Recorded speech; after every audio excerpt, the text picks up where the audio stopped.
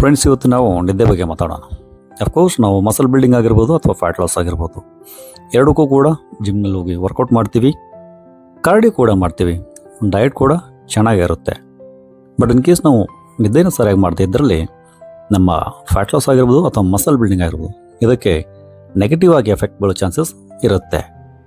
ಬನ್ನಿ ಹಾಗಾದ್ರೆ ಅದು ಹೇಗಂತ. ಮಸಲ್ ಬಿಲ್ಡಿಂಗ್ ಅಂತ ಬಂದಾಗ ಏನಾಗುತ್ತೆ ಅಂತಂದರೆ, ಇಲ್ಲಿ ನಾವು ಯಾವಾಗ ಮಲಗ್ತೀವಲ್ಲ ಆವಾಗ ನಮ್ಮ ಪ್ರೋಟೀನ್ ಸಿಂಥೆಸಿಸ್ ಅನ್ನೋದು ಶುರುವಾಗುತ್ತೆ. ಬಿಕಾಸ್ ನಾವು ಯಾವಾಗ ಮಲಗ್ತೀವಲ್ಲ ಆವಾಗ ಗ್ರೋತ್ ಹಾರ್ಮೋನ್ ಅನ್ನೋದು ರಿಲೀಸ್ ಆಗುತ್ತೆ. ಎರಡನೇದಾಗಿ ನಾವೇನು ಜಿಮ್ನಲ್ಲಿ ವರ್ಕೌಟ್ ಮಾಡಿರ್ತೀವಲ್ಲ ಅಲ್ಲಿ ಸಣ್ಣ ಸಣ್ಣ ಮೈಕ್ರೋ ಟಿಯರ್ಸ್ ಏನಾಗಿರುತ್ತಲ್ಲ ಅದನ್ನು ರಿಪೇರ್ ಮಾಡೋಕ್ಕೆ ಈ ನಿದ್ರೆ ಸಹಾಯ ಮಾಡುತ್ತೆ. ಇನ್ನು ನಾವು ಯಾವಾಗ ಮಲ್ಕೊಂಡಿರ್ತೀವೋ ಫ್ಯಾಟ್ ಲಾಸ್ ಅಂತ ಬಂದಾಗ ನಮ್ಮ ಬಾಡಿ, ನಾವು ಯಾವಾಗ ಮಲಗಿರ್ತೀವಿ ಆಗ ನಮ್ಮ ಬಾಡಿಯಲ್ಲಿರ್ತಕ್ಕಂಥ ಆಕ್ಸಿಡೆಂಟ್ಗಳನ್ನು ಹೊರಗಾಗ್ತಾ ಇರುತ್ತೆ. ನಾವು ಯಾವಾಗ ಮಲಗಿರ್ತೀವಲ್ಲ ನಮ್ಮ ಬಾಡಿ ಹೀಲ್ ಆಗ್ತಾ ಇರುತ್ತೆ. ಇನ್ ಕೇಸ್ ನೀವೇನಾದರೂ ನಿದ್ರೆನ ಕಡಿಮೆ ಮಾಡಿದ್ದಲ್ಲಿ ನಮ್ಮ ಬಾಡಿಲಿ ಹಂಗರ್ ಹಾರ್ಮೋನ್ ಅಂತೀವಿ, ಲೆಪ್ಟಿನ್ ಮತ್ತು ಗರ್ಲಿನ್ ಎರಡು ಹಾರ್ಮೋನ್ಗಳಿರುತ್ತೆ.